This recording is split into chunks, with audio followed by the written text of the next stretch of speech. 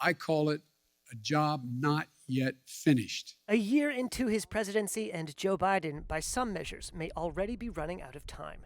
He has just a few months to rally an unhappy Democratic coalition and reverse sliding public approval ratings, or risk watching Republicans snatch back control of Congress in fall midterm elections. The expectations have hurt Biden. Dr. Larry Sabato is the director of the University of Virginia's Center for Politics. He said expectations that the pandemic would ebb and inflation abate ran up against reality, and voters may take that frustration to the ballot box.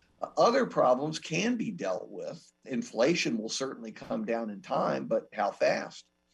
For Biden and the Democrats, it better be quickly.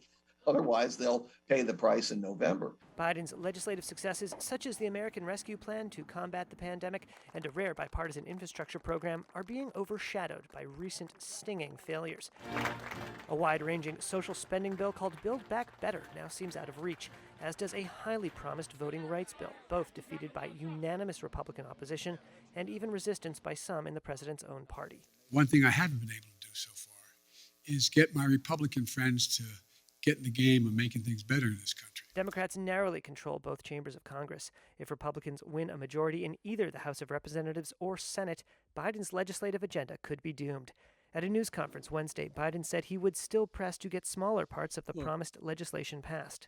Yes, I'm confident we can get pieces, big chunks of the Build Back Better law signed into law. Biden has to get some piece or pieces of it passed. It's clearly not going to pass as a whole. Even if parts of the spending bill become reality, the promised voting rights package seems doomed in Congress, and that failure could infuriate Democratic voters. There are going to be a lot of people that are very angry about the inability to get that passed. Andrew Smith teaches political science at the University of New Hampshire. He says that outrage might actually help Democrats in November as parts of the base move to punish what they see as a Republican effort to restrict their voting rights. And I think that will help Biden in increasing minority turnout.